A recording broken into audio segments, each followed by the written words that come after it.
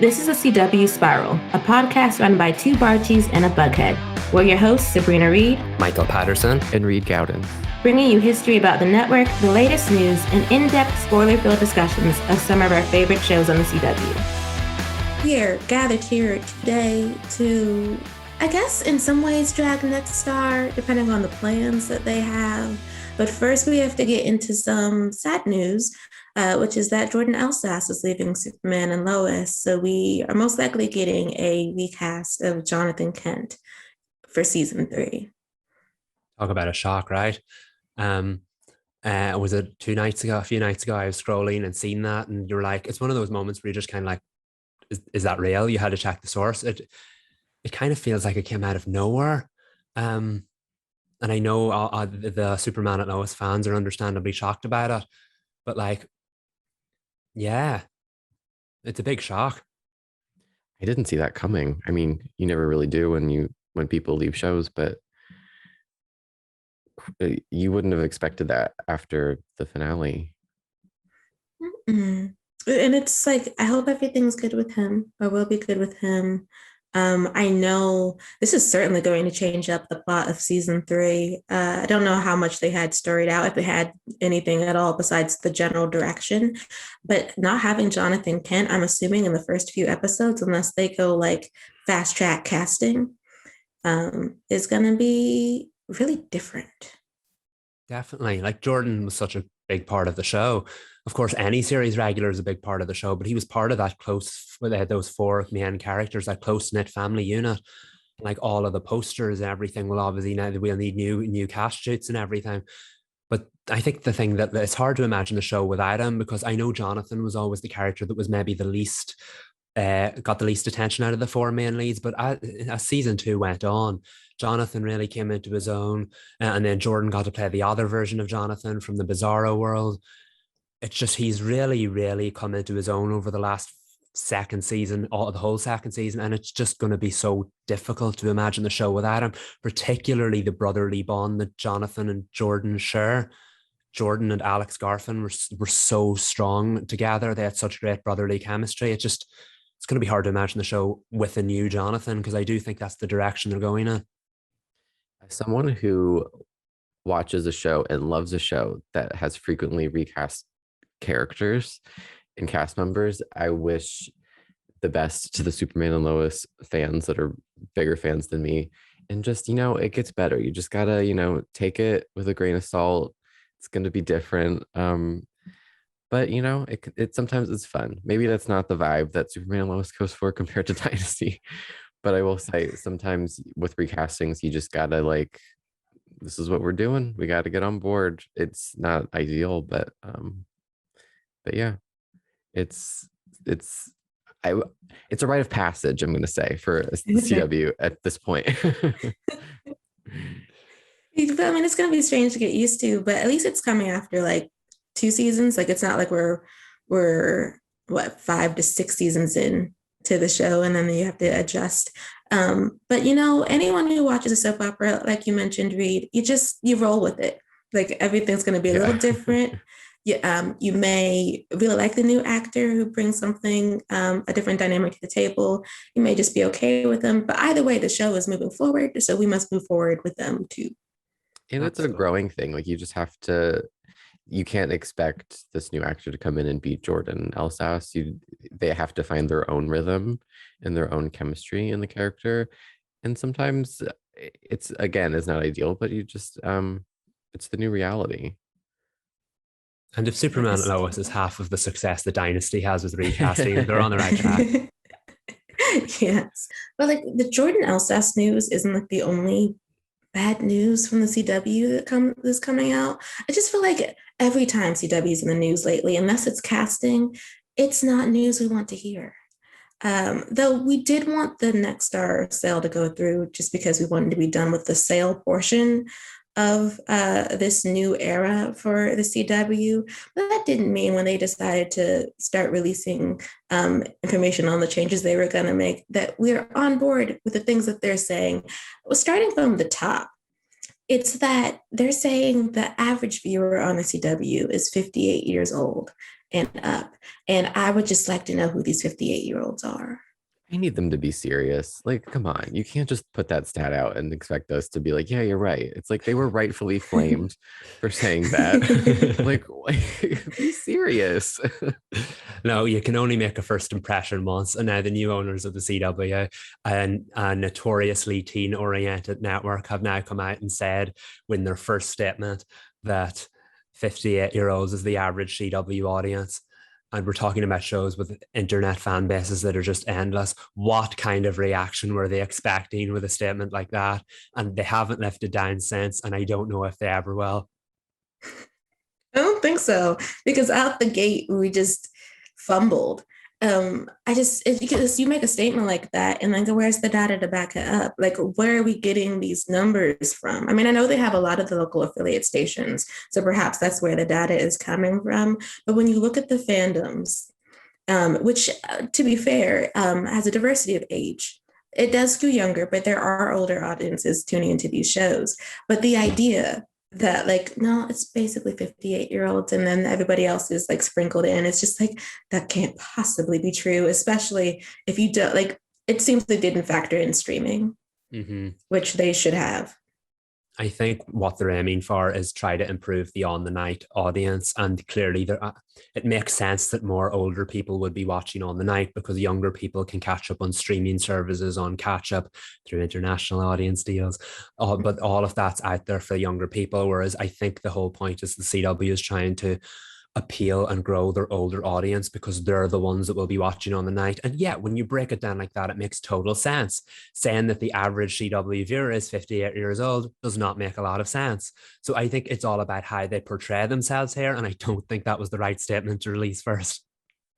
See, I can get on board with them trying to broaden their appeal to a different demographic, but there's just so many holes we can put into this 58-year-old average viewer. Like, first of all, if they're using, like you mentioned, Sabrina, affiliate data, it's like, duh, people who are most likely retired are going to be watching daytime television. That's just like something we can assume.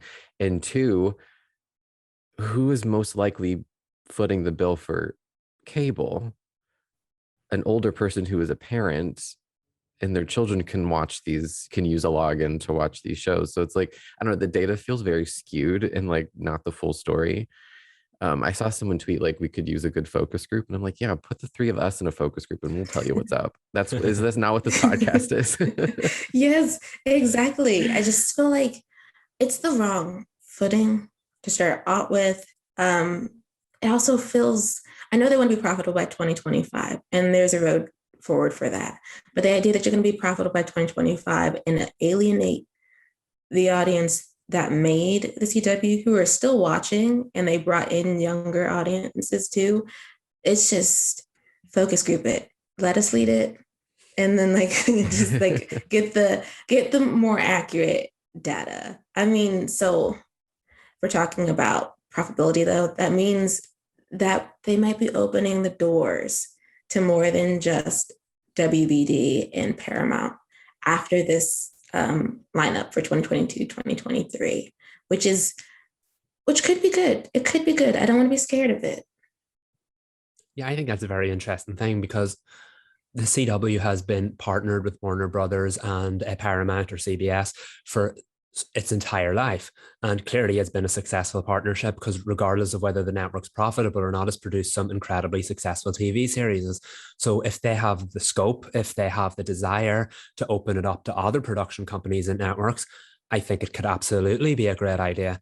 I just think that the fear comes from fans being afraid that they'll usher the old ones out, because if you lose Warner Brothers, you don't have any more DC TV. And isn't that not part of what got the CW through the last decade?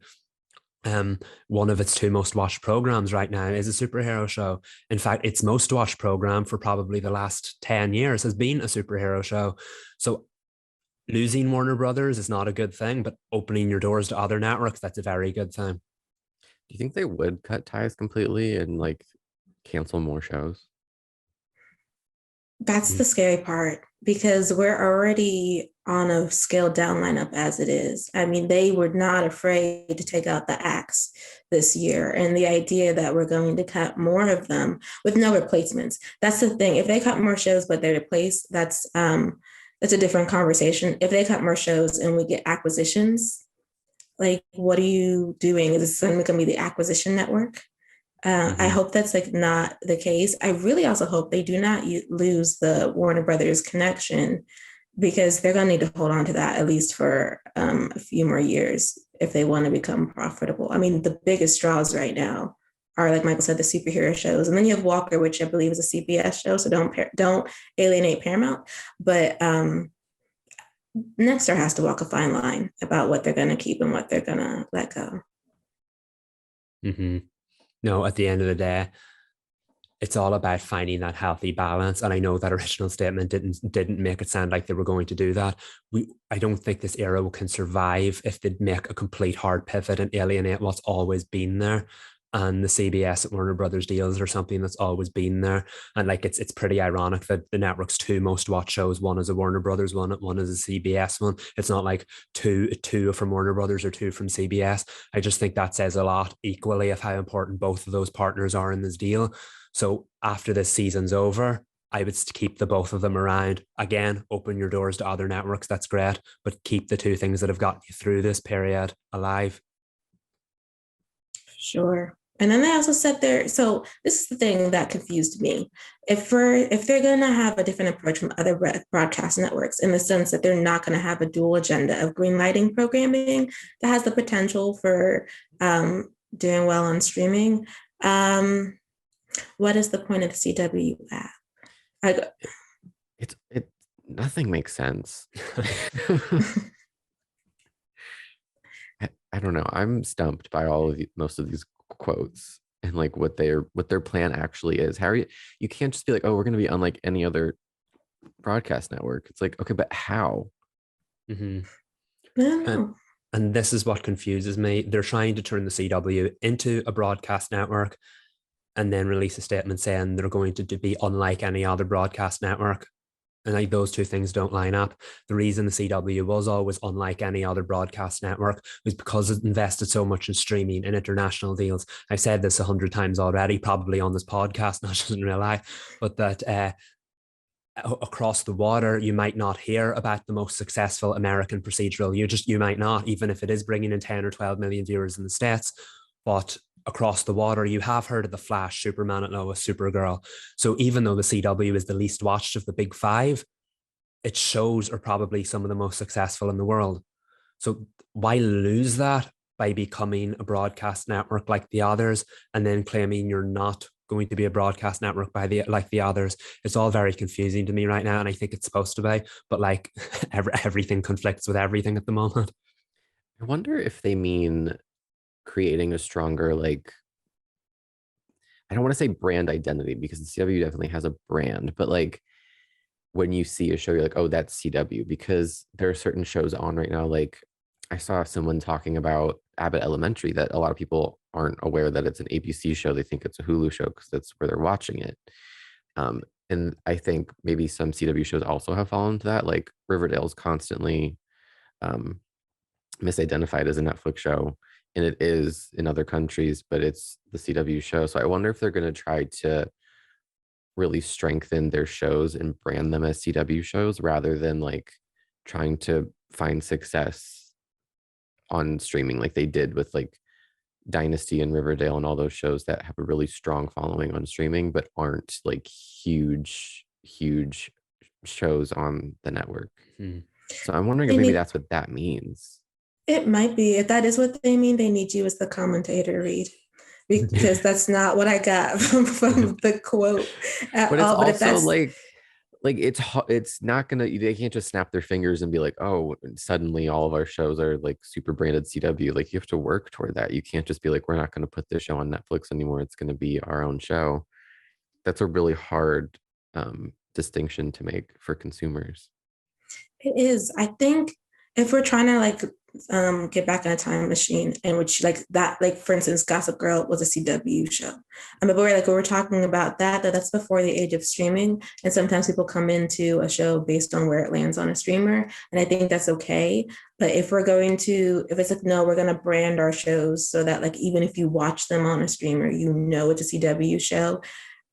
That's gonna take money poured into marketing and promotion, so that like you just know like these new shows, they're CW. Even if you watch it on HBO Max or Netflix, this is a CW show. That's just their streaming home. I don't know if that you can make that distinction in 2 years. I wouldn't be surprised if we started to see like branding above shows logos on like a poster or something that says CW original, like CBS does now. It's like everyone has to make sure people know like this is our show. It's not the show wherever you're watching it. That's not their show, it's our show. It's so funny now how like we're in this day and age where everything we have to be told like whose show it is, whether it's like it says HBO Max original or CBS original. It's like it's a really weird time, and I think the CW is gonna have to navigate that. Mm-hmm. Sure. Do you think they're going to do that? Because I actually haven't watched a CW show on Netflix in a while, but do you think they're going to do that CW logo thing? It was like, dun, dun, dun, dun, and I think they do for them all. I think they do for Dynasty, I want to say. I don't know. I haven't watched Dynasty on Netflix in a while, but I think it does say that. See, that's really interesting because like for a CW show, we don't have an awful lot of the CW shows on Netflix because that deal only was for specific shows. But Dynasty is on Netflix for us, and it actually leads with a Netflix original series. And that goes back to the whole idea of we all know what the CW shows are around the world, but not that many people are aware of what the CW is around the world. The production companies always get the credit. If you bought something like, I was going to say Nancy Drew, but it's not released on like any format internationally. But like if you bought something like The Flash, Warner Brothers would get the credit. I wonder if maybe now in years to come, when you buy a CW show on a Blu-ray DVD in any part of the world, the CW logo will be on it, because the CW was just an airing hub for CBS at Warner Brothers shows. Now that they're actually possibly trying to turn the CW into a brand, could we see, like you said, the CW logo on all of the promotional material, on all of the DVD releases, wherever it goes on streaming, even leading with that din din din din CW logo? That would be pretty cool. If they do, you heard it here first. But see, stuff like that's a little exciting though, because I'd love if the CW was branded more. I was younger when WB was like the hottest thing out here, but I think WB did that with everything. Yeah, I think on like Smallville DVDs it says the WB presents, and then it says Smallville. I don't know if they did that for every show, but yeah, it was definitely for some shows it said that. Okay, well, then it needs to say CW presents on a lot of things. One of the things I hope they don't do, and this is going to be my favorite part of the pod, because it's where we pitch, y'all. We love pitching an idea, and hopefully the mole takes it back to its overlords and like suggests it for us. But one of the things about pivoting, which we hope it's not a hard pivot, is that like if they do believe that the average audience, the average viewer on the CW is 58 years old, please remember that not every 58-year-old is simply watching like old reruns of things, that like they too love diverse content. Like don't be ageist with your pitches, y'all. But for our pitches, like we're gonna start, bear with us, y'all, because I know some of y'all don't like reboots and cannot stand a revival. But that's what we're launching with. Are we on record of saying like the CW needs to cut it out with the reboots? We are, but you know what? We're in the flop era, and they're going to need a reboot to help lift them. Yeah, we can be wishy-washy, because if that's what they need, we're going to give them some ideas. If they're dead set on reboots, we're going to be like, okay, then let's do it. All in. We're all in.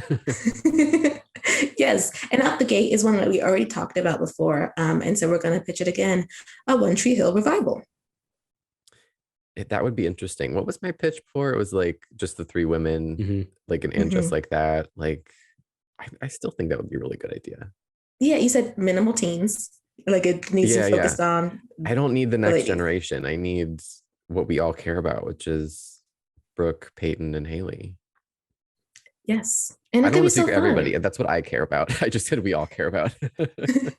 I do too, though. I mean, that if we're gonna, again, trying to shoot for older audiences, Next Generation is not the way to go. You need the three mains. Yeah. It would be a really good progression from their rewatch podcast, and fully they've been reclaiming this legacy that was kind of taken from them from events that you can Google. We won't get into that here, but it would be a really nice thing for them to be able to fully reclaim it and take it back and do, whether it's a limited series like Gilmore Girls did or whatever. I think it'd be really cool to see these characters again on the actresses' terms, so they can create a safe environment to express these characters that have defined a generation and continue to inspire people. It would be really fun as a limited series, like cute 13 episodes, perhaps release it in the summer when the lineup is not as hot as it would be for the fall. Cheerleading camp, perhaps, for whatever reason they have to go back, or a reunion of some kind. Yeah, and I think that it would put less pressure on them having to round up the full cast, because I think that's where headaches start. It's like you have to lock down like 10 people, but if you have just characters we love popping in for like cameos, that'd be perfect. It would be. Okay, that's definitely on the list of it should come out in 2024. No, 2023. That'd be fun. Yeah. And then this was a joke, but it kind of like would work on the CW, but Murder, She Wrote. Black. There is one bankable thing about network television in today's day and age. It's a procedural, and we don't need more procedurals on TV. But one thing CW does really well is genre procedurals. You've seen it in the superhero shows over the years. Nancy Drew is now an example of it as well. It's where it's like seeped in a genre of something else, some other type of fiction, and it also lends itself nicely to the episode of the week format. And I don't think you'll find a more successful example of that than Murder, She Wrote. When it aired on CBS in the 90s, in the 80s and the 90s, it had like 40 million, 30 million viewers weekly. That many people were tuning into it. And then CBS stupidly moved it to so it clashed with Friends, and the ratings fell to like 16 million, and then it was cancelled. Imagine getting cancelled with 16 million viewers.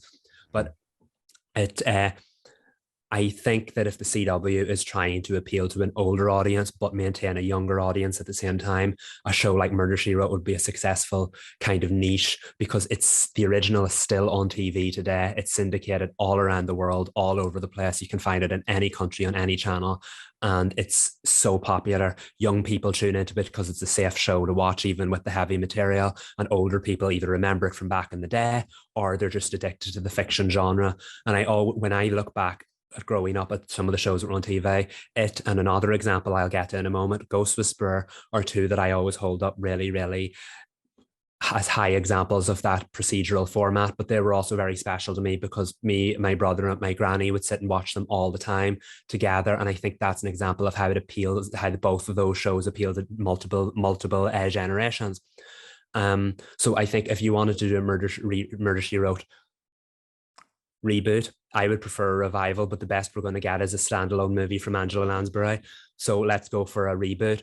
Again, just do what they did with the original. Cast a slightly mature actress, maybe in her late 30s, 40s, somewhat a big name that can get attention in, and then expect people to tune in for Adventure of the Week. And if you have to add an overall arc to it, do it. But I just think Murder, She Wrote is such a like glossy property that I'm shocked a revival or a reboot has not happened yet.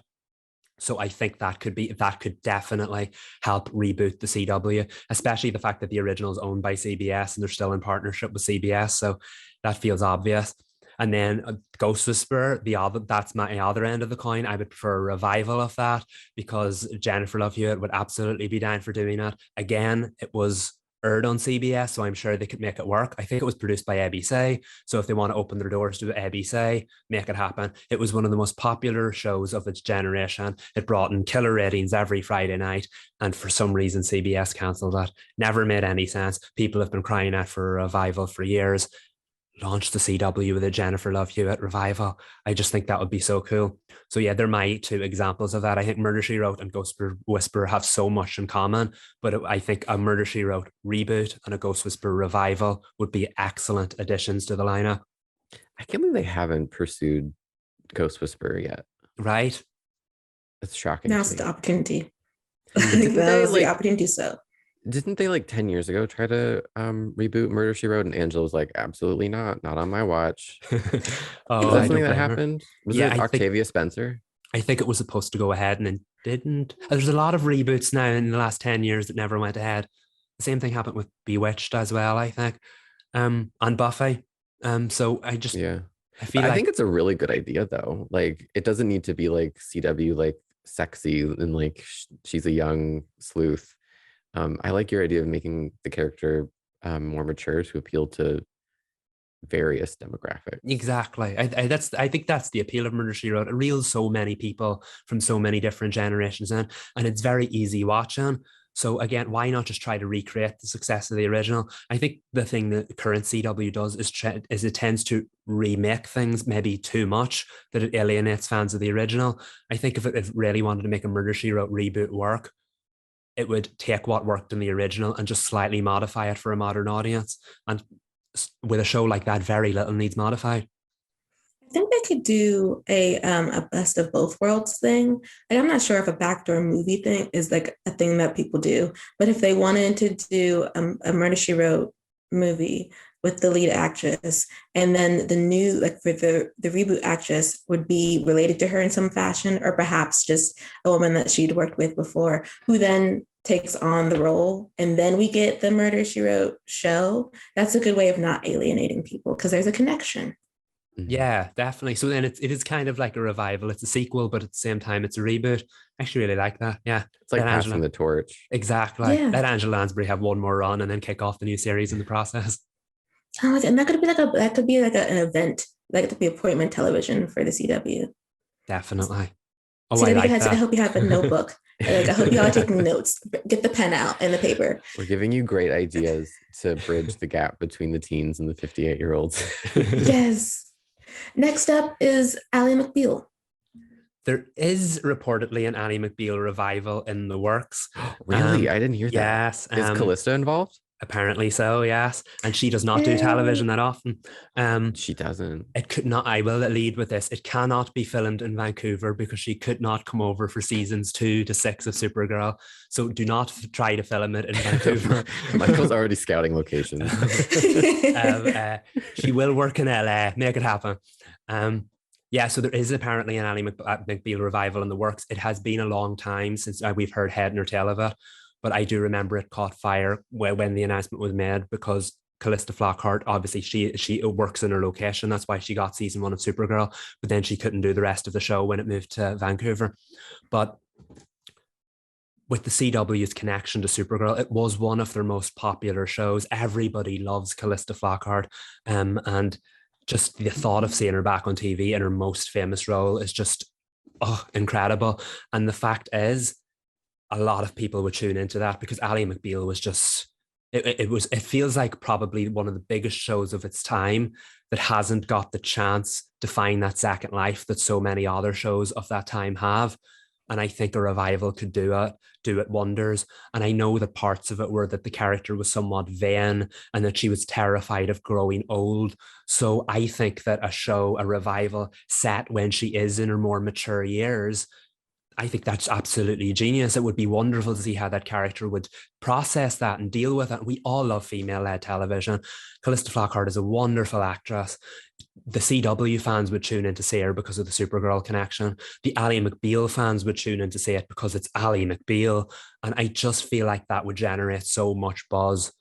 A lot of the CW reboots and revivals maybe targeted the wrong kind of generation, whereas Ally McBeal feels like one of those first real internet sensations right when the internet was in its infancy. So could you imagine what it would be like now, both with those original fans coming back and this current internet generation? I think that'd be a great idea.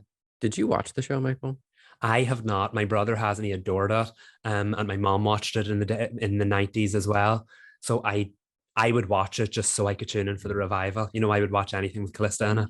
Yeah, because I was wondering if it's like, I don't know anything about the show besides it was really popular and it's a legal drama. But I was wondering if it was like canon that she had a child or something, because it feels like now that child would be like in their 20s. It could be like the next, like, Oh, nice. not like the next generation, but like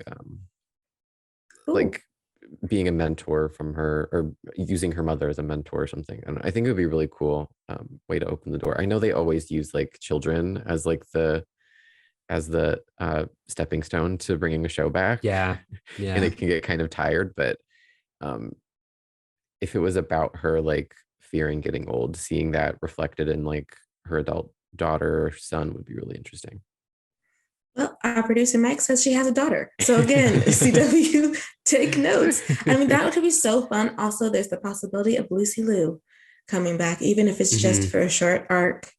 So again, see, big name actors and actresses. Like CW has WB, CBS, and CW has a catalog to draw from. Like we don't have to do television for older people that's like new and fresh and like them starting out from zero. It can be like stories about like what beloved characters are doing now that they're in their more mature years. And I hope like that's going to be the case if they do that. They also need, if we're going to make room for a legal drama, we also have to make room for some family comedies. And if they did a limited series and we return to Reba with Reba McEntire, that'd be so fun. I mean, she's scorching up the earth as it is in the upcoming like Lifetime movie, The Hammer, and she'll be in Big Sky playing a villain for season 3. So it's Miss Reba is out here, and perhaps she can come back to the CW.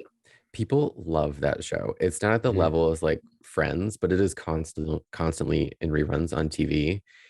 And it was like an edgy family drama, but it was like wholesome, and we know wholesome is the buzzword at the new CW.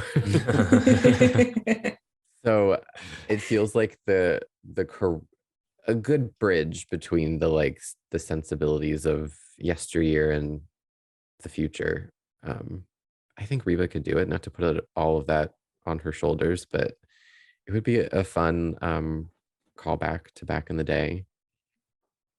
It would be, and we need a little bit of laughter on the CW, and we're not getting much of it.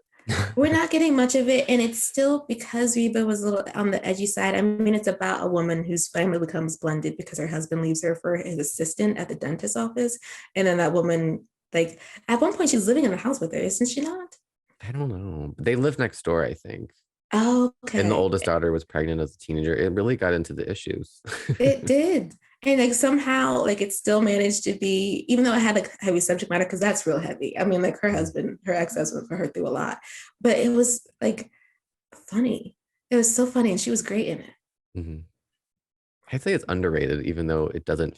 It's probably not, because people really do love that show, but it does feel underrated a little bit.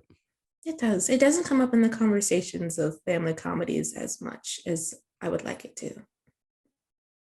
It needs to, though. Yeah, CW, bring it back. Call Reba. Call Reba. And then there's 21 Jump Street, which admittedly I have not watched the shows or the movies. I've only seen the movies. I haven't seen either, but I know that the Fans at Entertainment Fan was talking about 21 Jump Street at one point. I think Cody was binged it. I can't remember now, but I think so. It was one of our random conversations. It just split and then bled into other things. but like, I think like if they're gonna do procedurals, and they're still trying to like entertain a younger audience, having 2 undercover cops in a high school trying to track something down, could be fun, as long as they don't lean too far into the comedy and still let it be like maybe be a dramedy. Mm-hmm. It'd be a reboot. It's a known IP. People would check it out just to see what it's gonna do on the network, and it still fits into CW's brand, even though they don't really do cop dramas. It's Walker, and that's it. You know, I'm not as familiar with that, but I have to say it again, like Ally McbBeal feels like one of those shows that defined a generation, and I also think it's old enough that a reboot or a revival on the CW would absolutely draw that kind of attention. I know we talked about maybe CW recently going for shows that were more modern. You're like, why did we need to reboot that so soon? But I feel like that one's a good choice, just like the ones Ally McbBeal, Ghost Whisperer, Murder, She Wrote, that it's far enough removed from the original that it would generate enough interest and buzz, and also wouldn't be confused with the movies at the same time. Yeah. Oh, it's a little thing we can put to the side. It's an option. I'll put a little star next to it. We like our options. Yes. And this one, Felicity, starring Millie Bobby Brown, came from a conversation we had in the group chat. And I'm like, it should happen. Someone call Millie. When you said Millie as the lead of this reboot, it got so serious for me because I've been screaming about Felicity as much as I can. Anytime I get the chance, I scream about Felicity because I love that show. Your dream casting is just spot on and perfect. I don't know if it would ever happen realistically because Millie is booked and absolutely busy. Oh my God, but if she ever does TV again after Stranger Things, it would just be perfect. I don't know if it would be like a revival because as much as I would love to see Kerry Russell back, she's amazing.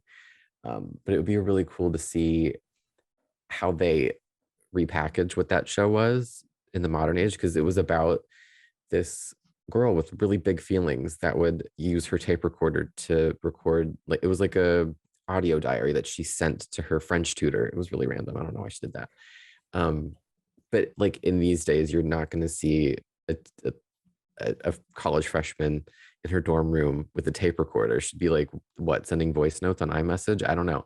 I think it would be really fun to get back to, it wasn't a teen drama, even though they were, I guess, 19. It was a mature drama. Like my mom loved Felicity when it was on. So like, that's the kind of mature show, not just like in who you're casting, but like the content, like the storytelling. It was very mature. It didn't try to like water anything down. And I think that those kind of shows will appeal to the 58-year-olds. I'm going to keep saying it because it's ridiculous. If you were to update it for this generation, I think it would be like Millie would play an influencer of some kind, but she'd have a Patreon where you could access her personal thoughts. And so like there's like a tier where like if you want like talks with Felicity, there would be just her literally just recording herself in whatever alcove she can find, and she just talks about her feelings, and like somehow she creates a community where they don't even release the videos. Everyone's just very protective of her content, and that's how she does her their video diaries now. I think it'd be cute. I wish the internet was that peaceful in real life. I know. We'll just call it escapism. Aspirational. Yes. Oh God. No, I want it, and we probably won't get it. But no. But it would be amazing because that show like defined love triangles. That's probably not accurate, but it did for me as a child watching that show. Like it was the start of the ship wars. Could we have a healthy love triangle? I mean, probably not. That one was very chaotic, but in like a normal way, I would say. It's not like a Riverdale love triangle. Mm-hmm. Oh, okay. Like these were normal kids in a normal universe. That's what CW needs, actually. Give some normalcy, because everybody is out here struggling with supernatural things. Fighting ghosts, levitating off the ground with curses. Meditating. Meditating on the street. Meditating. So speaking of DC shows, speaking of DC, Michael, it's your time. I spoke that into existence.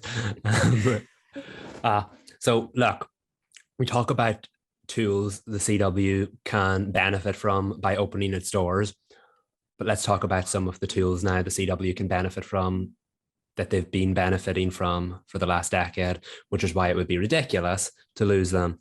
And of course, yes, it's me. We're talking about DC. So there are a lot of things we could work with to appeal to a mature audience. DC does appeal to a mature audience, but some of the more recent DC shows have not.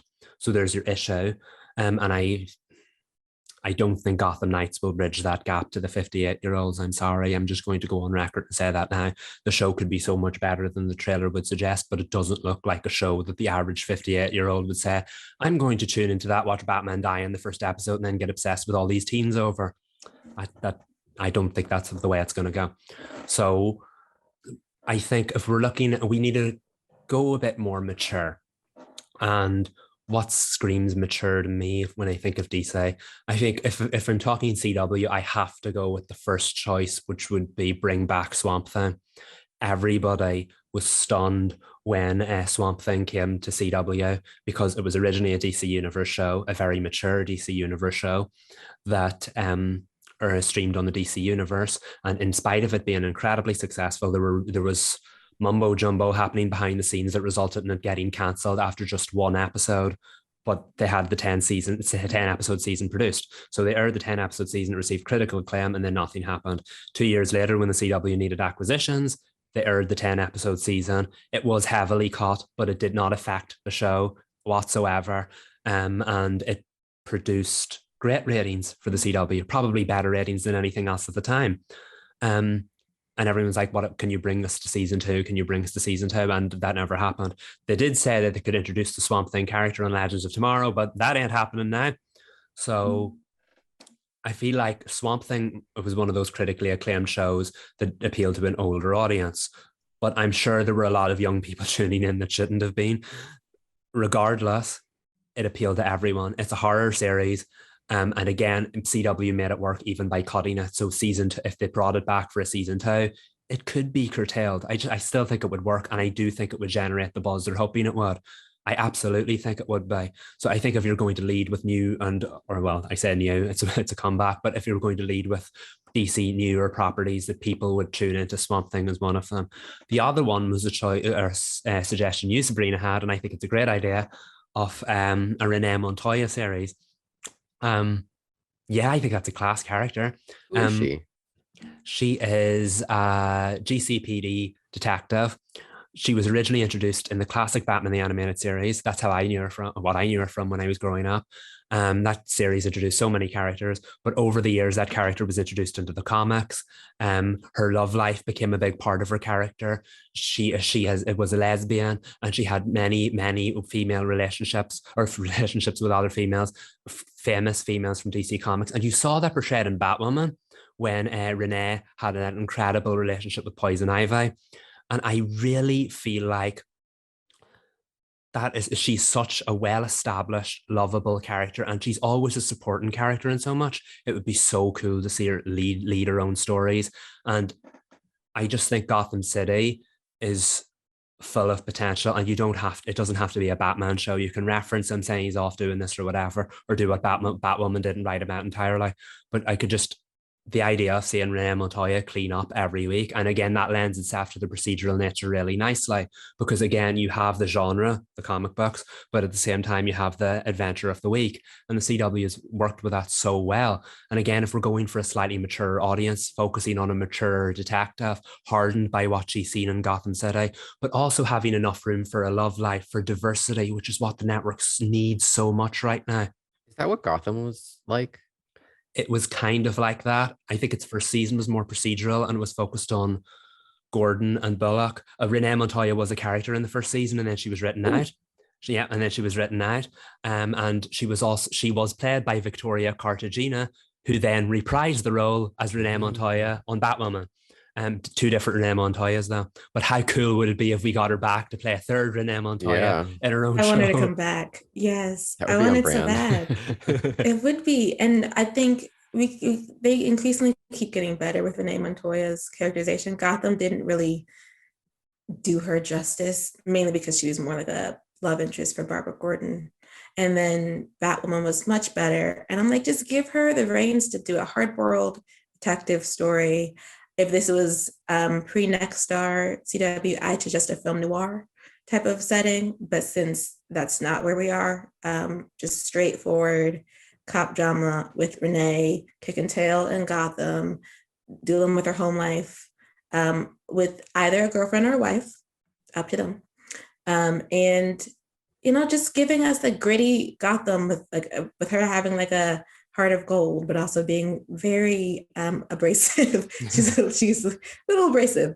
So she would appeal to all those who lean heavily into cop dramas that are like that, where you have usually a white dude, who's like gruff and seen too many things. And he really just wants to keep the streets safe, and he's having a hard time at home, but he's a good man with who sees bad things all the time. Like, I don't know, that just seems that described would Commissioner feel. Gordon. Yes. So I mean, but we'd have it with Renee. Yeah, exactly. Give somebody else the spotlight for a change. And again, I've rambled about how great a character she is. I've seen her from growing up in Batman the Animated Series, seen her in Batwoman, seen her in Gotham, read her comics. I would love to see her get. I also saw her support in Birds of Prey, the movie. I would just love to see that character. Yeah, I would love to see that character Who lead played her her own in Top Birds Gun. of Prey? Rosie Perez, I think. Yeah. Oh. Yes. So yes, the great character, full of life, full just waiting to be explored. And I think that bridges the line between CW drama, genre procedural, and comic book drama. And I think they're the three lines the CW needs to go in these days. Imagine if you had a show that ticked all three of them. That would be so cool. And then to stay on the Gotham City route, I did have one other idea, and it's a bit of a predictable one, but it's something I think could be really successful. And it would be a mature Batman anthology series. Comic books are full of incredible stories that people want to see adapted on the screen all the time. And they only get partially adapted in movies because obviously movies have to tell their own stories. Could you imagine a 10-part Batman anthology series that maybe it directly adapts one of Batman's most famous comic book stories? So like Year One, a gritty story about a young Batman starting out and his relationship with Gordon and saving the city. That's a bit predictable. We've seen the origin story before. We don't necessarily need to see it again, but fair enough. Like, there's just an example. And then season 2, instead of having a young Batman, you just cast a different actor as an older Batman to adapt The Dark Knight Returns, a 10-part gritty drama about how Batman comes out of retirement to save a post-apocalyptic Gotham City and then ends up in a war with Superman for no reason whatsoever.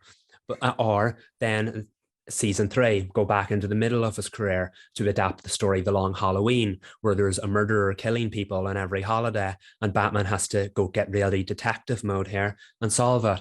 I just think a lot of those stories are low budget, maybe not The War with Superman, but a lot of those stories would make for a good low budget series, and you could absolutely tell them in 10 episodes or whatever. And because you'd be using different actors, because you'd be looking at different parts of his life, and because you'd be adapting different stories, it would feel like a different show all the time. So you wouldn't get tired the way people are tired of maybe other superhero shows, which have been on for 8 seasons.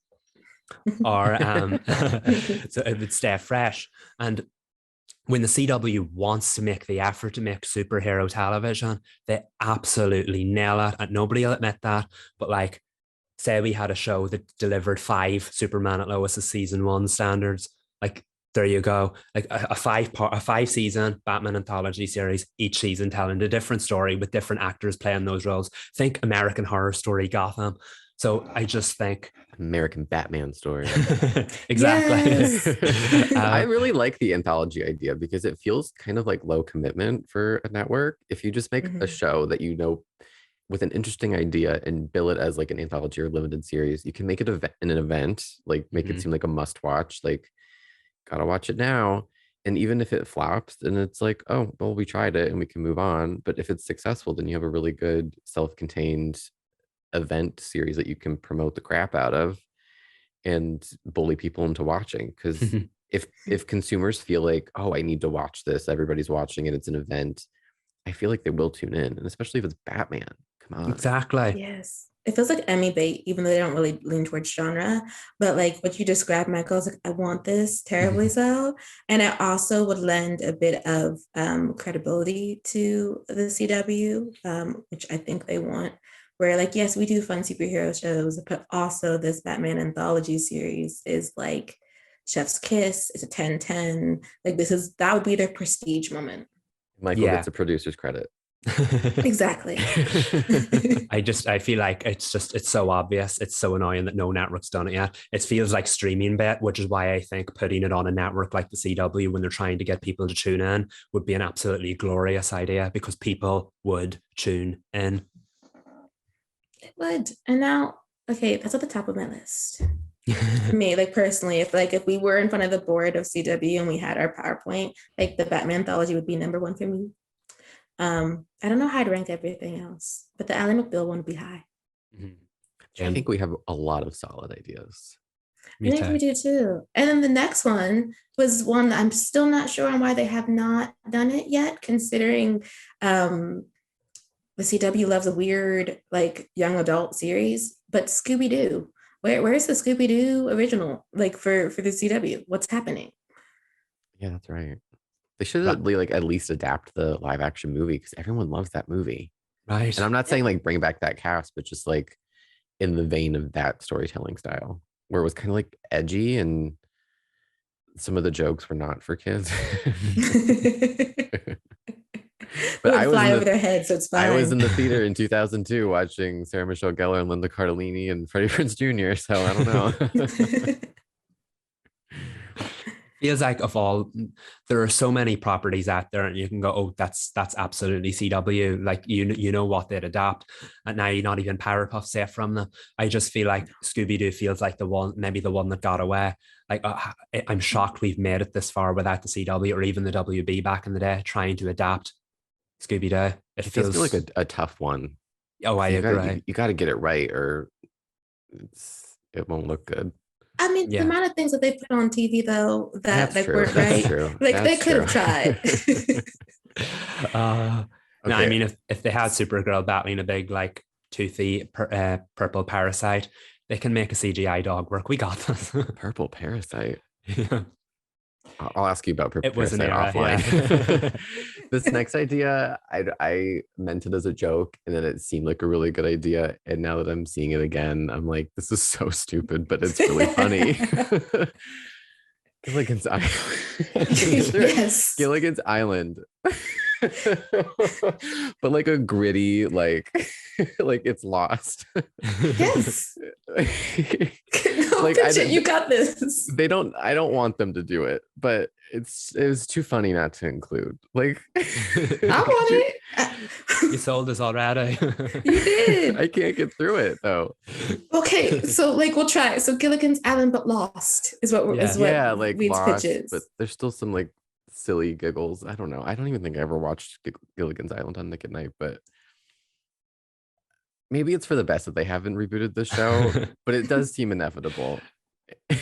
Like if they are going to do it, the CW should really just put all the chips in the table and just really go for it. Like they're losing Riverdale. Let's do crazy Gilligan's Island. Let's run through the jungle. Let's like have someone talking to a coconut. Like let's let's have someone be like they cope by flirting. Like they could really just do a lot of like gritty but charming things. And supernatural, maybe. Yeah, and they don't have a survival drama, and so they could do that. It'd be new, it'd be fresh, it'd be a risk that they can cancel after one season. I don't know. It would be intriguing. Like they have to have like what was the thing? They had the movie star, the professor, Ginger. I don't remember, but it just imagining all those castings in like a slightly younger but still old enough to court the 58-year-old. Just seeing that in my head, it's so funny and dumb, but like, isn't that the CW in a nutshell? Yes, and that's why they should do it. Like even if it's like a limited series, or you know what, a fun little 90-minute movie. There you go. But there are a lot of things that the CW needs to do more of. At the top of the list is family dramas that are not genre crossing. Because we do have Superman and Lois, which we do talk about a lot as being like half of a family show, half of a Superman or superhero show. But like back in the day on the WB, we had like Everwood, which was a show about family with teen drama tucked into it. So it was still accessible to teens and older audiences. And then there was like Gilmore Girls, which I feel like married the same kind of worlds, where it was a mature show that also had teen elements that obviously, I mean, look at the staying power of that show. Everyone loves that show of all different ages. And I feel like they kind of walked away from that to shows that are, if they're about teens, it's like you said, genre crossing, and the family angle isn't as prominent because the families are usually based in larger than life trauma. Is that a good way to describe Very what's happening on Riverdale? Yes. It's not like your normal average, like, Dad, stop pressuring me. It's like, Dad, please stop murdering my friends. Yes. So like getting back to like that, I'm gonna say wholesome again, but not the end of the wholesome spectrum that is Seventh Heaven, but like the end that is like Everwood and Gilmore Girls, to where it's everyone. There's something for everyone. It's not alienating anybody. It's realistic Mhm. about like the things that parents go through, whether it's a two-parent home or if it's a single parent, or the realistic depictions of what teenagers are going through. Because one of the things that like the CW blows up, but a lot of teen shows do, is while there are teens struggling with addiction and inappropriate relationships and have parents who have murdered people. They're like, the majority of them are not doing all of that. So like, where is the low stakes teen drama, whether it's in a family drama or it's a teen drama itself? I think we need more of those. It doesn't have to be High School Musical, the musical, the series. Long title. In any case, it doesn't have to be as cute and sugary as that, even though that show has had its moments. But there needs to be a happy medium of other things that they discuss, like bullying. Where's the public service announcement episode for teenagers? It feels like the writing for teens now. I mean, teens have always been written by people who are not teenagers. That's just the way it goes. But I feel like nowadays I'm watching shows, and admittedly, I'm not a teenager, but the shows that I liked when I was younger or a teenager, it feels like they didn't write the teenagers in a way that belittled them or like was trying to appeal to the younger generation. They just wrote them as teenagers, or what they knew, what the writers knew when they were teenagers. And now I'm watching like Pretty Little Liars Original Sin, and I'm like, the things they're saying, it just feels like an older person was through TikTok or reading like Twitter interactions. I'm like, wow, trying to fold in the slang. Yeah, it gives it kind of like a time and place. Right now, everything is so fleeting that when you include a certain slang word, it's out of style by the time you put it on whatever streaming service you're airing it on. So I feel like not to write teenagers like they're dumb or like there's just like a trend. Like I think about like Dawson's Creek. That was a show that was written very real, as much as like they used SAT vocabulary and like they were just like really way too maybe mature. But it was just kids going through emotions, and they weren't written in any way that was dumbing them down or like talking down to the audience. Like I feel like when I hear these teenagers speak in some of these shows, I'm like, who are you writing for? And what I feel like I take it personally. I'm like, what do you think of me? Why are you writing like this? No, I'm so with you on that, and I know Riverdale is an example of that. That like nobody speaks like real people on that show, but like even I feel like it goes beyond that into the genre itself, like you said. And like I think the reason so many of these family and teen shows worked is because with teenagers everything is heightened, and I think that's what a lot of the older ones got right, in that they're not high stakes things in the grand scheme of things, but to the teenagers, they are the stakes of the world. They're carrying the weight of the world on their shoulders. They feel everything. And so it's not a case of my doppelganger from a parallel universe has kidnapped the mayor kind of stakes. But it feels like those kind of stakes to them. And like, why can't we have just another Parenthood or another Gilmore Girls? Of course, Superman and Lois has taken the family drama beautifully, but like, why isn't there a show out there like that? Like, I could watch Superman and Lois without any of the hero stuff. It's that good. But why is there no show out there like that that's just 100% family drama, that's just 100% family driven and has that heart 100% of the way through? Whereas nowadays, it's like a lot of the shows have taken the best of that genre and employed it to varying degrees of success, aka Riverdale, and employed it to various other aspects of shows. So you have genre shows that have family elements in it, but it's not the same as those classic nostalgic shows like Gilmore Girls or Parenthood, or even something like Party of Five. It doesn't feel like there's any of that kind of authentic teen drama on television anymore. Yeah, because we can do high stakes stress, but not have it be the entire conversation. I was thinking when you guys are talking about like low stakes things that are actually high stake to teenagers, I was thinking about Gossip Girl. I guess it's a revival on HBO Max. they did social media like bullying and the persona that you put on that's different from who you are as a person. But like they, of course, had to blow it up because it's Gossip Girl. But think about what about episodes in which on a teen drama where whatever someone said did go viral, you know, and they're dealing with stuff online, or, you know, they just pissed off somebody in their high school and now the whole high school's not talking to them. Like that's a thing that kids actually do go through. And maybe it's not as blown up as the whole city of New York dumping on Julian Calloway. But like it would be, I don't know, I just think that there needs to be room for more teen dramas that are specifically more realistic to the things that they go through, and not this is what they go through, but also let's blow it up to 1,000 in a situation that they most likely would not have to deal with. Teen drama, not teen trauma. Yes. That's the Another phrase. thing that I really want is I'd love for them to work with more people that are producing really good shows right now, like Quinta Brunson, and Michael brought up Melissa Ben. I don't know how to say her name. Melissa Benoist.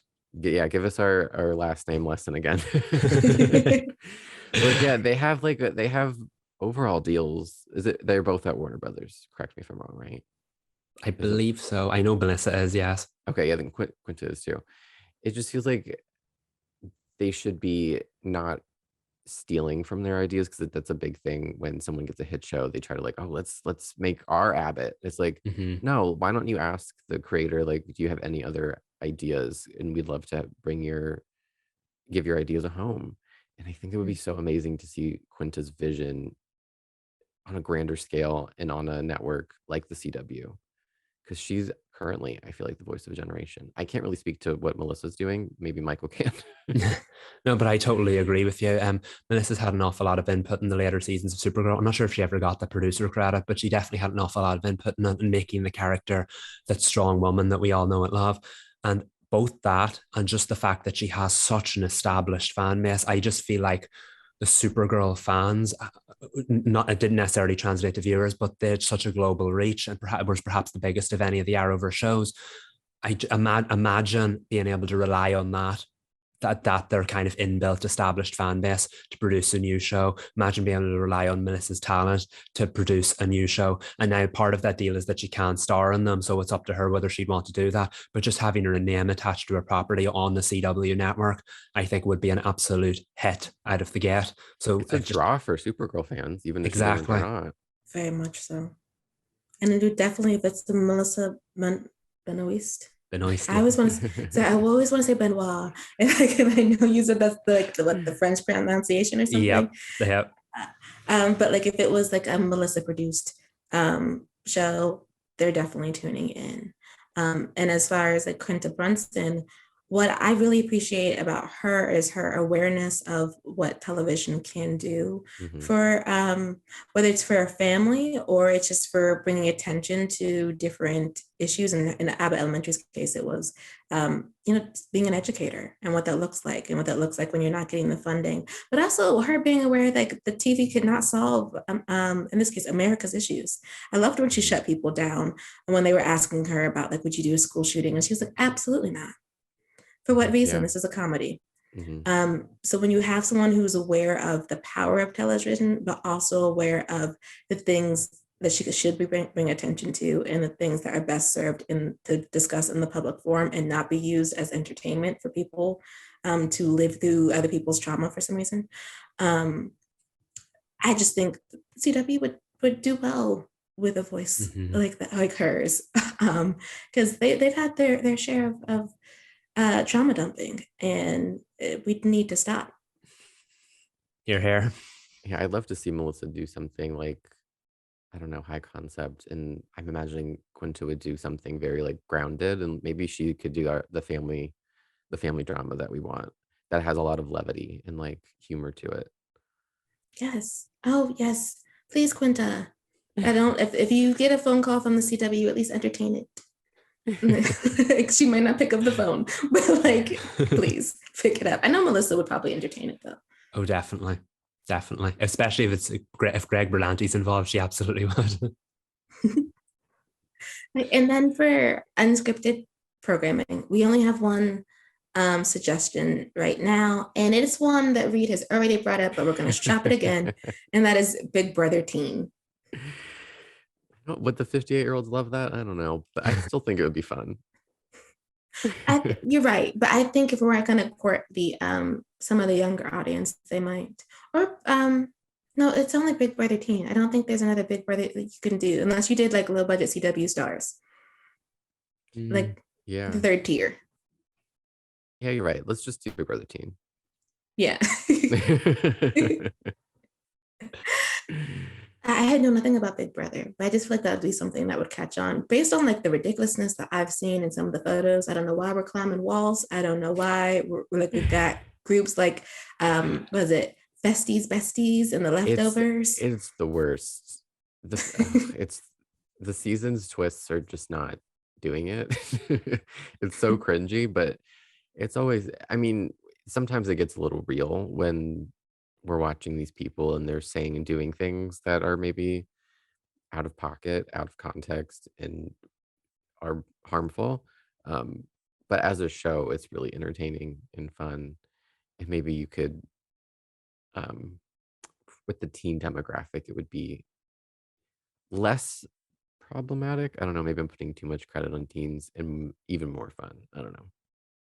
I mean, it could be also low budget. That's what like they said that they're doing. These unscripted programmings are going to be. They didn't say on a shoestring, but I'm gonna assume that's what they mean. You're getting a camera, you're getting some rooms, have fun. Yeah, just reuse the set in the off season. Yes. Oh, that'd be so much fun. They're in the Kent house. That's where they're trapped the entire time.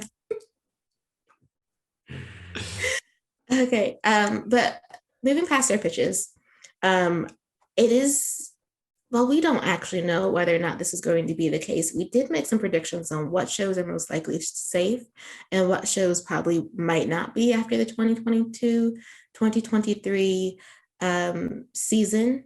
This is probably going to bother some people, but if we're thinking about where this network is headed, some of these shows may not stick around. So gonna kick it off with All American. I think personally it's going to be final season for a season 6. And I say that because it's a veteran show and it's part of the previous era. And it already has a spinoff. I could see that. Or maybe 2 more seasons. I don't know. Yeah, because they have, what are we on? It is 5? It's aging, so. It is aging, and they're doing, they're in college. And that's not to say that they might not do all of the college years, but in this era of television, things aren't really surviving past like season 5, unless they're a procedural. So I don't know.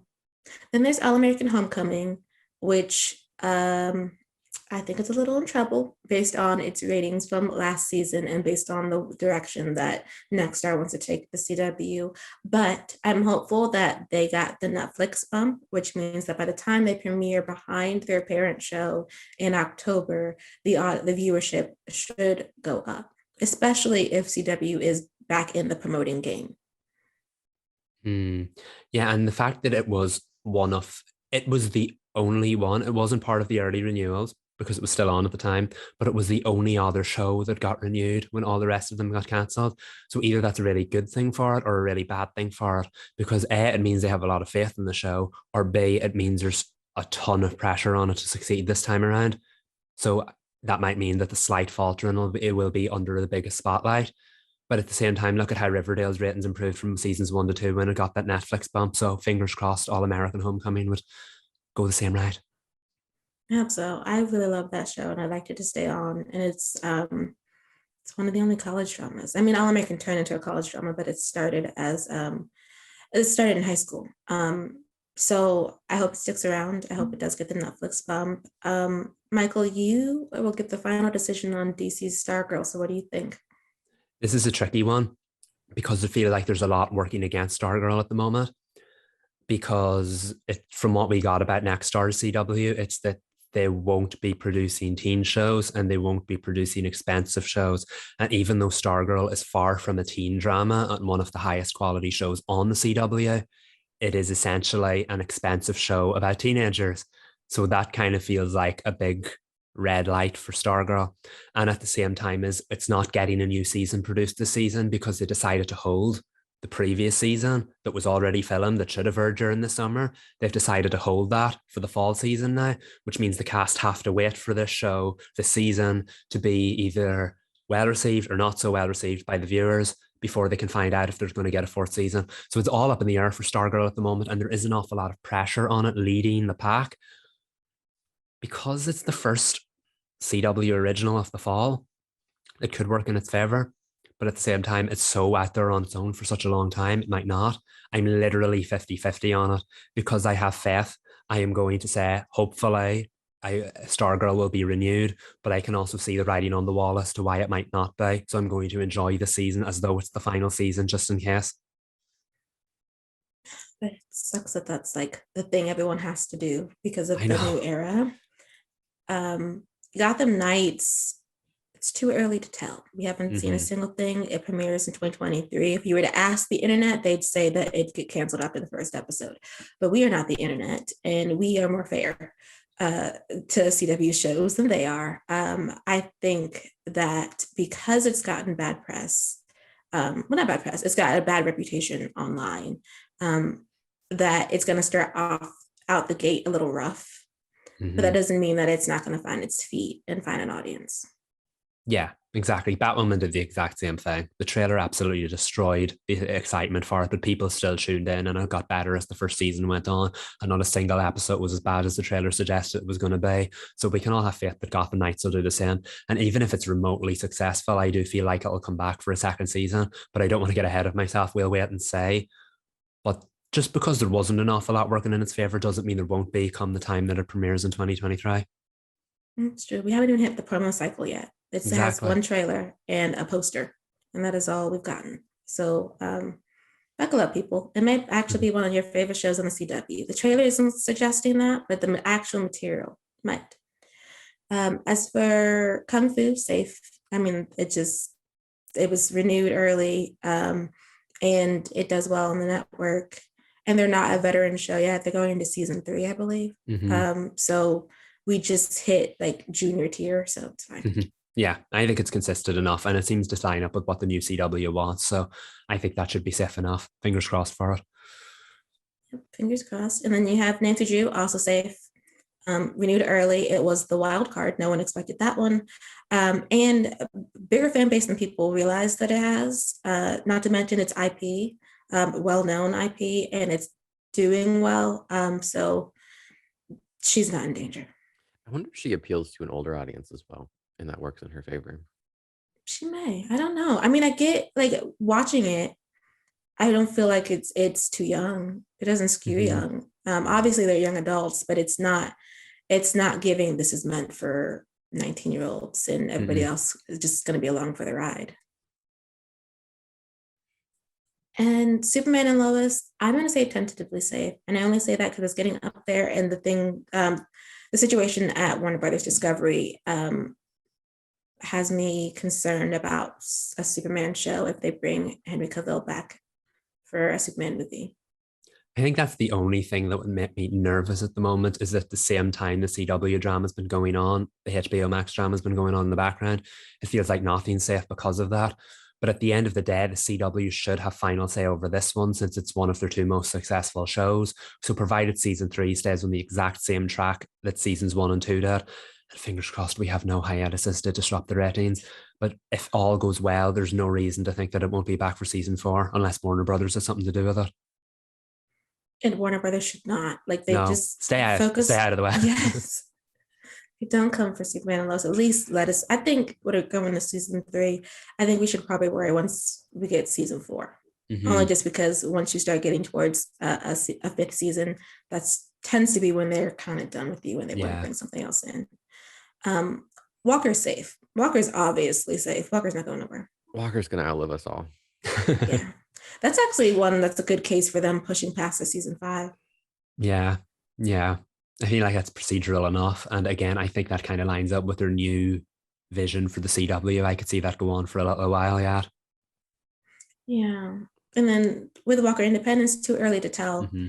but it's incredibly different. We'll talk about that in a moment when we talk about what we're watching, but it's different from what the CW is usually given, Mm-hmm. which could work in its favor and it could not. We'll see once it starts airing.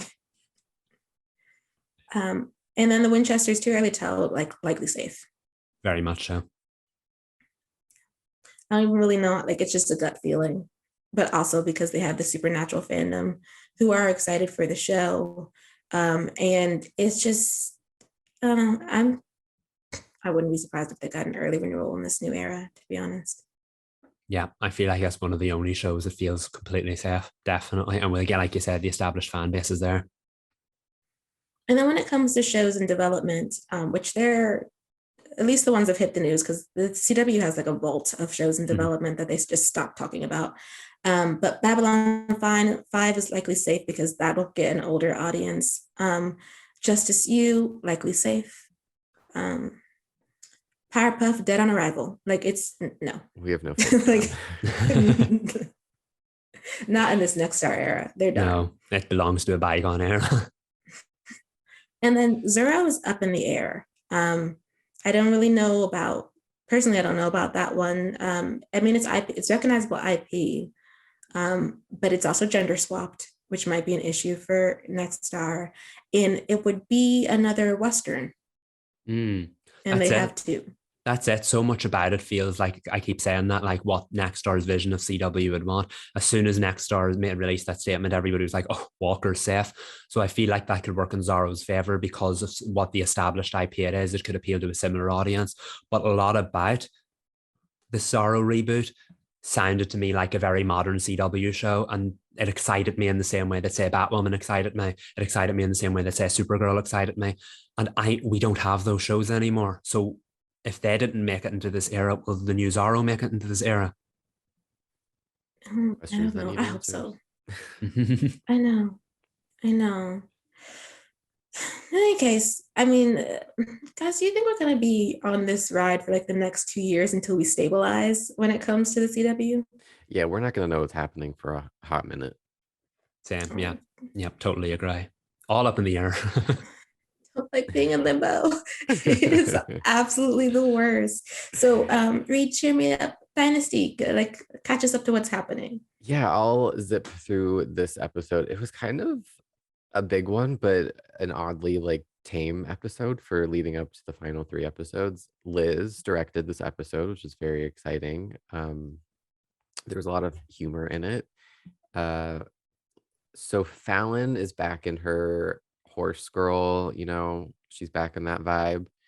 I don't exactly know what was going on with her, because when Liz gets zipping through Fallon's exposition, sometimes it like I get distracted by the fashion. I'm like, I just missed everything Fallon said. But it's not always super important. But at any rate, she was trying to impress this woman who was running a charity she wanted to work with or something. And Fallon had this idea to do a bachelor auction, which was exactly not what the woman wanted. So she roped in Sam, Culhane, and Liam to be the bachelors in this bachelor auction. And the woman was, of course, just like horrified at what Fallon was doing and giving away. But I thought it was really funny. But at the last minute, Jeff, who was like, I'm not helping you with this, good luck, swooped in at the last minute and like saved Fallon and donated a bunch of money and proved her enemy wrong. So another win for Fallon in the books. No baby news. The surrogate was not in the episode, so she's safe, healthy, hopefully off screen. But the other half of Liam is still just in the middle of this book drama. He was toying on what to do with this dead man's manuscript that he came into possession of. Oh no. Yeah, I don't want to give it away, but he might be going to jail for plagiarism at some point. Yep, that's what it sounds like. He was trying to he was asking Sam, he was like, because I guess Sam has like a competitor around the block that sells a tuna melt, and Liam bought the tuna melt for the competitor, and he was making Sam try it. And he was like, what do you think about this tuna melt? Would you put a tuna melt back on your menu, or would you steal the recipe? And Sam was like, what is this about? It's not about a sandwich. And he told Sam, and Sam was like, absolutely do not steal the book. And then in the end, Liam was like, guess what? I stole the book. And Sam was like, ugh. Oh no. I ended up just giving it away. I apologize. But we'll see what happens for Liam. But he did not tell Fallon that that's what he did. But Fallon read it and was like, I loved your book. And he was like, ooh, about that. And there's only like 3 episodes left to tie it all Yeah, up. there are 3 episodes left. If you want to see the rest of my thoughts on the episode to our listeners, I live tweeted this particular episode. So go to the CW Spiral on Twitter and scroll until you find my live tweets. We had a good time. It looked fun. Also, Liam sounds like a mess. Like, he can't talk to his editor and let them know he needs an extension, or did he already get an extension? I don't think he ever expressed that he was having trouble writing this book, because there was at one point he was like really stressed about the deadline and like not being able to follow up his previous book. And then we got the 6-month time jump and come to find out that he has not expressed his stress to anybody. I don't even think to Fallon. He was just complaining like, oh, I need a quiet place to write. And then his mentor, I think it was his mentor, passed away, and then he stole the his manuscript. Wait, he stole his mentor's manuscript? Yeah. Yeah. Oh, he's being haunted once again. We're gonna get another horror sequence. Like, his mentor is gonna come back in a dream. Poor Liam. Yeah, we'll see what happens with Liam, but I expect a lawsuit is in his future. Yes, the estate is gonna come for him. Definitely are.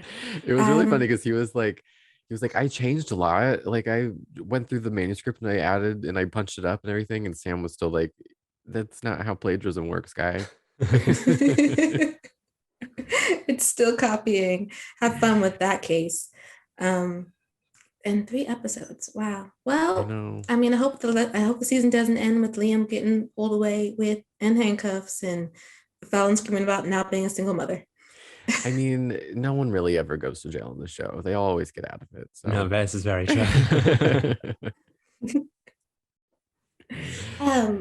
Okay, so moving to it's the same amount of we're not. It's gonna stop. Sorry.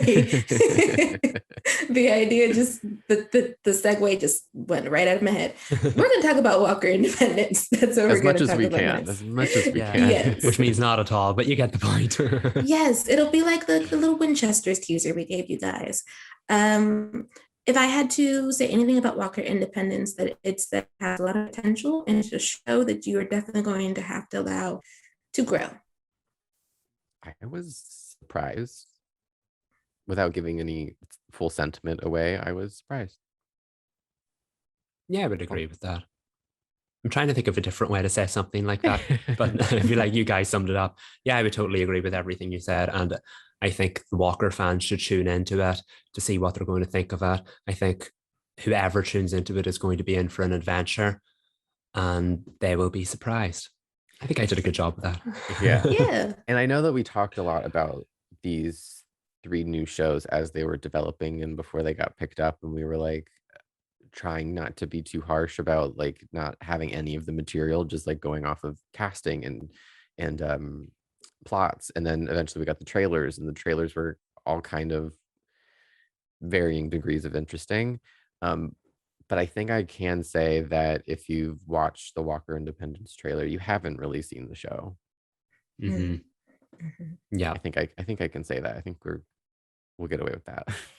Yeah, because it's like this is very much a part of the Dare to Defy era of the CW. Like, if you've seen the trailer, obviously this is a period piece, and the only other period piece they've done that I can think of is Rain.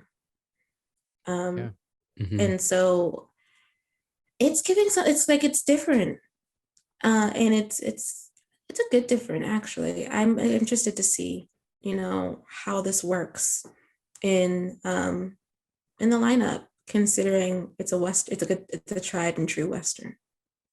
Yeah, that's something we think we can talk about. That I just think that this show is so different. compared to what everything else that's on the CW. You knew that if you watched the trailer, you knew that if you seen the promo photos, and I think you knew that from the minute it was announced. And I'm intrigued to see how it'll fit in on the lineup, but I'm excited for it at the same time. Mm-hmm. Oh, and one more point. It's not towing the line of spoilers. I just want to give a shout out to Kat McNamara because she's great.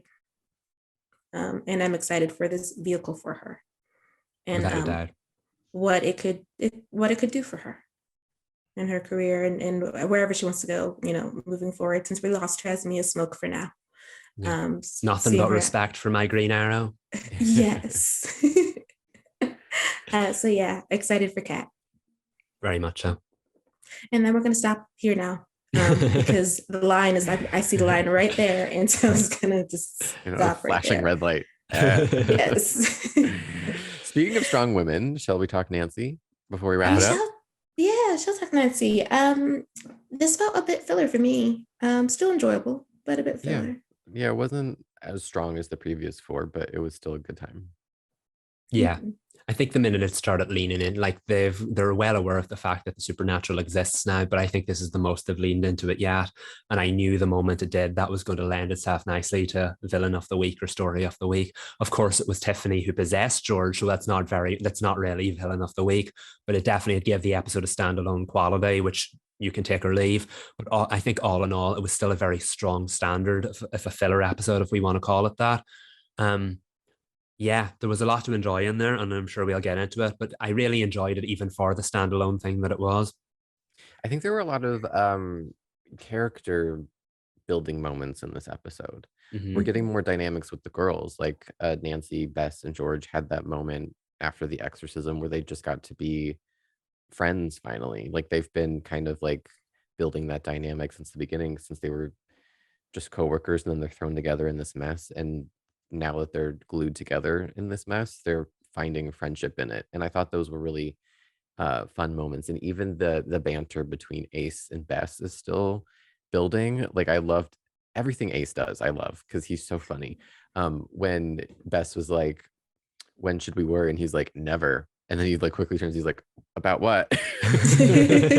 I died laughing. And then when Bess brought up Lisbeth, and then he didn't have a line, he just like made a face. Like if you have to watch Ace for his reactions because they're so under the radar, and he did something else like in the background of the scene that I clocked. It's a Nick scene. It's when Nancy is flirting with, is his name Oliver? And Nick catches her and he drops the pan, and then Ace is the back, he turns around with the butcher knife. Because it scared him. That was a great moment. I love him.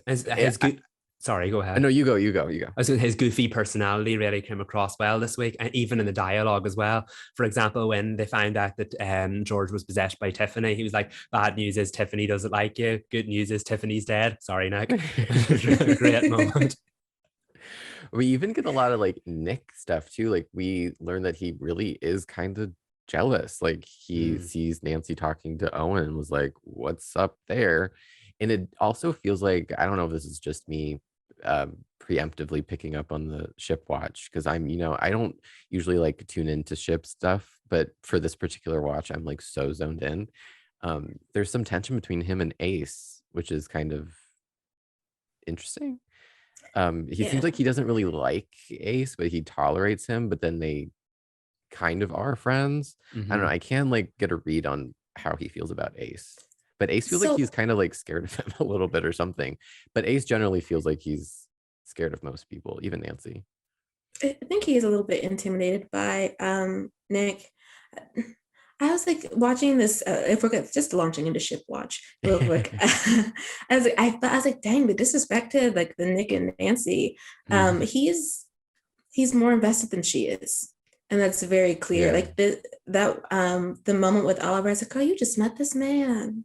Why are we like flirting in front? Well, Nick wasn't in the room yet, but like it was clearly she was vibing. And I was like, not with the new Marvin, you're not. Like, what are you doing? She has and tunnel vision on these missions and these mysteries that she kind of everything else is secondary. And she's like, I'm gonna flirt with this man to get some answers. I don't care what Nick thinks. He just has to trust me, and he doesn't. He does. And one thing I think he probably really shouldn't. I think their relationship, like if I was not aware of Nick and Nancy, deteriorating, this seemed like the writing on the wall, like the beginning of the writing on the wall, because her interest, not to say she doesn't care about him, it is very clear that she cares a lot about Nick. I don't think she's ready to be settled into a serious relationship, which is completely fine. So that's probably going to have the talk they're going to have. But you can also see that the long game is Ace, because there's that moment when they're all discussing everything and she's standing incredibly close to Ace, and it's the way that they're looking at each other, and he seems to be in tune to the things that she's saying. And I was like, space needs to be here, and space is not here. But also you could feel that you have a connection that's going to start coming up in the story, which is fine. I just really want them to get there a little faster, because I'm like, Nick deserves better than this. Yeah, if anyone were to watch this episode out of context, I don't think they would have known that Nick and Nancy were together until that moment at like the very end, when after the exorcism moment, when he needed to go do like the flash drive thing with Ace, and Nancy was like, okay, yeah, go. And then they kiss. I was like, oh, I didn't know we were still like on good terms, because it's been so hot and cold, and throughout the episode that hasn't really even been a key factor, their relationship. So even that kind of like took me aback. So like if somebody had just happened to tune into this episode, they would have been like, oh, they're together, interesting. Oh, and towards the end, like you would think that like they're together, but we're at the end of the relationship, because then he catches her again with I think his name's Oliver. He catches her again with Oliver, and those two leave together right before he goes to go help with the drive. I'm like, Nancy, perhaps we need to have a discussion with Nick if you're not feeling it as much as he is. Which is funny that like we went from very intense to her eyes wandering a little. Right, because wasn't it the third episode the two of them teamed up together, and then that reestablished their bond, that reestablished their relationship, and then I don't really remember if they had much scenes in the fourth episode. And here we are in the fifth one, and it feels like it's literally gone. You know what I mean? It's just, you can see the writing on the wall. I think that's the best way of putting it. Yeah, he may not be comfortable with her methods of I'm going to solve this case no matter what it takes. And that may not be what he wants in a partnership, that she's going to flirt with this rich man to get the answers she needs and make him think that she likes him, but she doesn't. So he may not like that. Maybe that's what breaks them up. I just want to know. Might be. I want to know too, because it does seem like they can't seem to get on the same track. Like we're on the same track, and then whatever case sends Nancy in another direction, and Nick's like, dang it, what's going on? I think though that Nancy's my girl. So whatever is going on in the background there, I'd like to know more about.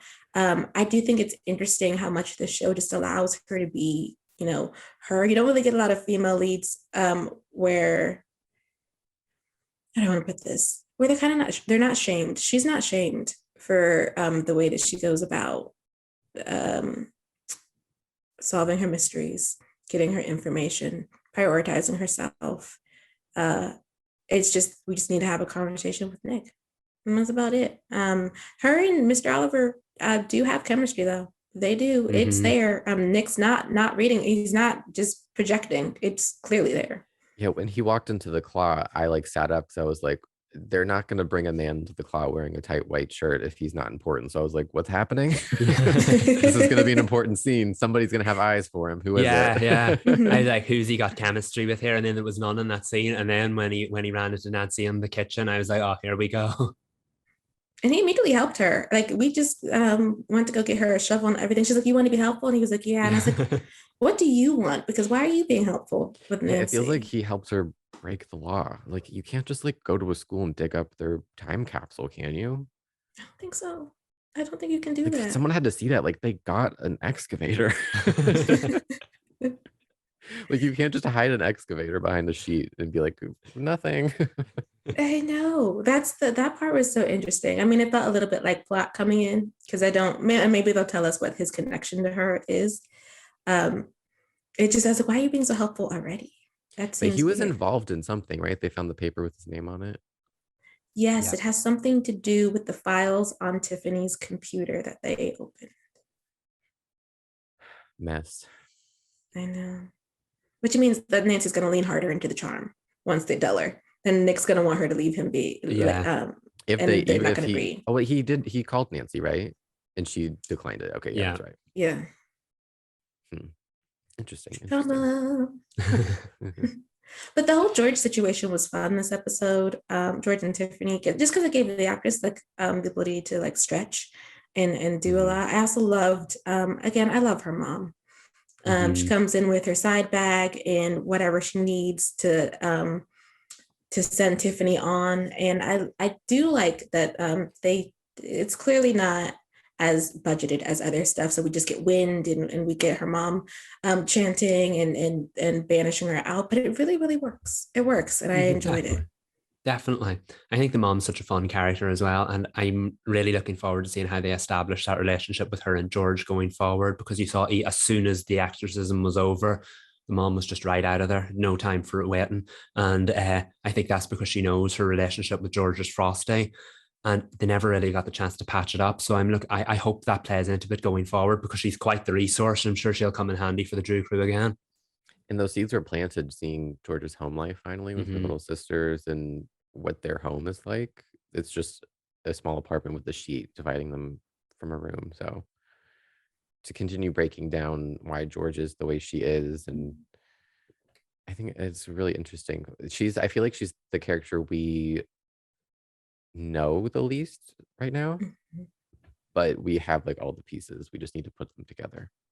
Yeah. And then there's that great voiceover from Nancy where she says that George is the breadwinner and her mom's not really an adult. And then you get to see it. And I don't know if they'll tell us this later or not, but is it me or are all the girls named after the men she might have had a child with? See, I clocked that too, but I wasn't sure what the namesakes were. I kind of liked it for subverting like gendered names. I liked that aspect of it. George, Ted, and Charlie. I loved it. So I hope maybe, even if it's just like a throwaway thing, that like, oh, her mom decided to name her daughters traditionally male gendered names, I'll accept it, but I would like a little bit of backstory. Yeah, like are they juniors, or does she just like those names, or was she hoping for boys? She had girls every time, and she's like, fine, you're George, you're Ted, and you're Charlie. It's just like it's a little character for their family, and I just want to know more about it because I am interested in George's family. Is there anything else in this episode? Earlier I said it was filler. By that I meant less so as it being a standalone and more so that it's clearly building story. Like it's a episode built to set up plot that we're going to get later. And those always show themselves. They're always a little bit of a tell. And it's not that they're not good. It's just they're never up to the standard of the previous episodes, and that's fine. There was the reveal. Nancy found out that Ryan knew Lucy Sable. Yes. So that adds a layer to that mystery and the connection between them potentially. True. Yeah. And it was giving Nancy Drew game as far as the CGI. I was like, why does he look like he's in the hidden staircase? It took me a while for that reveal to sink in because she was really shocked. And in the moment I was like, wait, why is that shocking? And I had to like think about it for a little bit. Because she was really shook by that revelation. She was. And it was the episode ender. So I was like, let me sit here and think about this for a sec. Unless it's just because that would tie Ryan to two women who died under mysterious circumstances. And it does feel, and both, I said when we watched the pilot that both of those could have been episode of the week's kind of stories, and yet they've both now dragged on in a very, very good way. So it's now you're starting to see, it is like a real mystery. You're starting to see the pieces of the puzzle come together. And I feel like Ryan's the first real thread they have. So I think that's what it was getting at, whether it was the cliffhanger. Because I know I was like, okay, it's Ryan. Why is this a big deal? And then I was like, oh, okay. Now he's been involved, well, closely tied to two potential murders. He does not seem like he'd be a murderer, though. Like he's not on my list. No. I feel like it's too obvious. True. Yeah. Yeah, he's too bumbling. Yeah, he's like involved on the outskirts somehow. like Mhm. as like a scapegoat or something. He's a red Yeah. herring, Yeah. Ooh, love that. potentially. I don't know anything about the season, so Yes. not a spoiler. I know something that I just for like a long time ago before we even decided to do Nancy Drew, and I'm going to sit on it until we get there to see what you guys know. Okay. That's intriguing. Well, and there we're ending Nancy Drew right there. Before we wrap up, this week's roast is just that Warner Brothers Discovery needs to stop disrespecting creators who make work for HBO Max, and pulling their titles so that they cannot be seen, especially work that they had a season ready to go on that they've decided not to do. It just keeps getting more and more dire out here for creators, finding out in the news, not even from the company themselves, that their work is not going to be shown and is being taken as a write down for taxes. Like, it's really disrespectful and disheartening to see. It is, and it doesn't allow for creative vision either, and it kills the shelf life, because what I saw was that show Aquaman and the Lost Kingdom, the animated series, is being pulled, and I was like, but it's the HBO Max original. So like, where does the HBO Max show go when it's not on HBO Max? I hate this era. I hate it so much. It's bad. It's bad out here, and it's just going to keep happening. And people put their hearts and their souls into their work, and they take time away from their family, and you get stressed with these projects, and now you're saying, oh, it's not good enough. It's basically nothing. It doesn't fit where the direction we're going in, so we're not going to leave it on the platform, but we're not going to put it anywhere else either. And you're just going to have to eat that and be fine with it. In today's day and age, that shouldn't happen. No, in today's day and age, that shouldn't happen. Nothing should be like, no kind of content should be lost forever, especially when people put their hard work into it. Is it too cliche to say hit the zero once more? No, because it's true. It's a terrible, terrible era. Let's toast to a future in the distance that's better. Yeah. Yes. I can get behind that. Yeah. Yeah. Profitable by 2025. Yes, and Warner Brothers Discovery gets somewhere and sits down once we have this plan. Like, it just stops. So, yes. You got this. Yes. And with that, we're the CW Spiral. I'm Sabrina. I'm Michael. And I'm Reed. Bye, y'all.